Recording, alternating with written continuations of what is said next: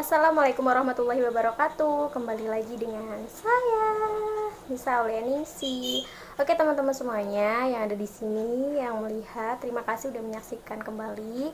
Jadi di sini saya akan memaparkan terkait tentang desa. Jadi di sini saya akan memaparkan tentang RKPDes. Mungkin teman-teman juga tidak asing dengan istilah itu gitu.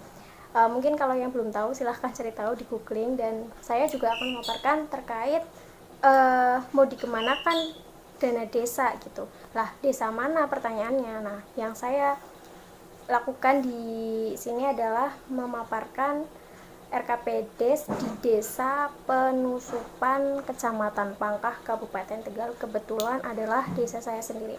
Oke teman-teman semuanya, mari kita simak bersama, dan jangan lupa subscribe, comment, like, and di share nggak apa-apa, nggak di share juga nggak apa-apa gitu.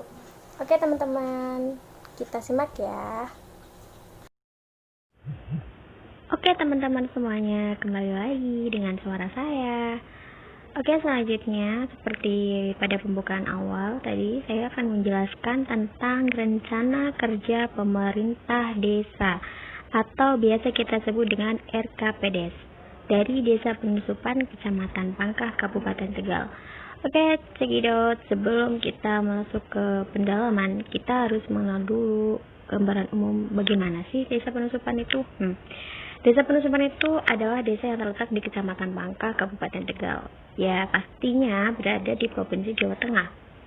Desa Penusupan ini juga merupakan tambang batu dan pasir yang pertama kali di Selawi, dan biasanya itu pusatnya ada di Sungai Gung namanya. Sungai yang paling besar di Desa Penusupan. Nah, sebagian besar penduduk Penusupan berada di sektor perindustrian atau jasa dan menjadikan Penusupan memiliki potensi wisata. Tuh, oke teman-teman, next selanjutnya gambaran umum demografi dari Desa Penusupan. Ini saya dapatkan dari data Kemendagri bahwasanya jumlah penduduk Desa Penusupan yang laki-laki ada 4.246 jiwa dan yang perempuan adalah 4.646 jiwa. Dan jumlah seluruh penduduknya adalah 8.892. Itu dari yang laki-laki dan perempuan kayak gitu. Oke, dan data ini saya dapatkan di data Kemendagri pada tahun 2020. Pada saat ini berarti. Next, selanjutnya adalah identifikasi potensi masalah. Masalah yang pertama itu apa? Dalam Desa Penusupan itu banyak sekali, ya tidak ada banyak sih. Beberapa masalah. Yang pertama itu masih banyak gedung-gedung bekas seperti bekas puskesmas, terus yang sudah tidak dipakai, terus terbengkelai begitu saja. Karena pada awalnya gedung puskesmas itu kan berada di Desa Penusupan di Blok Dukuh gitu, dan sekarang sudah berpindah di Desa Paguyangan gitu. Paguyangan itu masih lingkup Penusupan, cuma blok Paguyangan kayak gitu. Terus nomor 2 itu masih banyak lahan kosong yang belum digunakan secara fungsional dan masih terhampar begitu saja. Desa Penusupan itu memang luas dan memang terkenal banyak lahan kosongnya. Cuman memang sejak dulu belum ada pengelolaan dari lahan kosong tersebut kayak gitu. Jadi masih terbengkelai begitu aja. Terus nomor 3 itu masih terdapat jalan raya yang itu rusak karena curah hujan yang tinggi dan perlu adanya perbaikan jalan. Karena Desa Penusupan juga termasuk berada di tengah-tengah, kadang memang terkena panas, terkena hujan kayak gitu, sering berganti-berganti, akhirnya kan menjadikan jalan itu rusak. Memang ada beberapa ruas-ruas jalan yang sudah diperbaiki, namun memang ada juga jalan-jalan yang masih perlu perbaikan seperti itu. Next, adapun rumusan program kerja pembangunan desa ada 6 poin. Poin yang pertama adalah program ketahanan pangan. Dalam artian di sini akan diadakan seperti pelatihan hidroponik, dan saat ini juga warga-warga sudah melakukan implementasi hidroponik di rumahnya masing-masing, seperti penanaman sayur, penanaman buah-buahan di lahannya masing-masing kayak gitu, di lahan kecilnya mereka para warga. Dan memang partisipasi dari warga itu sangat antusias sekali. Dan ketika teman-teman misalkan masuk ke desa penusupan, kalian sudah disambut dengan tanaman-tanaman hijau-hijauan di depan rumah warga desa penusupan. Yang kedua adalah program desa wisata. Oke, memang banyak lahan kosong di penusupan, tapi memang kurang sekali desa wisata di sini, kurang sekali tempat wisata di sini. Jadi pada tahun ini mempunyai rencana akan membangun sebuah wisata di desa penusupan seperti itu dan menggunakan lahan kosong tersebut.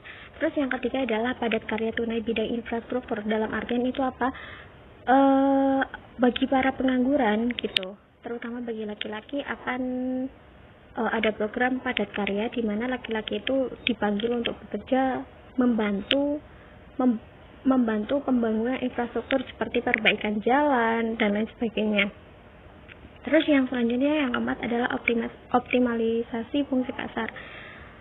Sudah pasti pasar itu kan aset ekonomi ya, aset ekonomi terbesar. Jadi di tahun ini memang, tahun sebelumnya memang sudah fungsi, cuma memang kita mengoptimalkan gitu, lebih berpotensi lagi, lebih menghasilkan, mengangkat ekonomi yang lebih tinggi lagi gitu.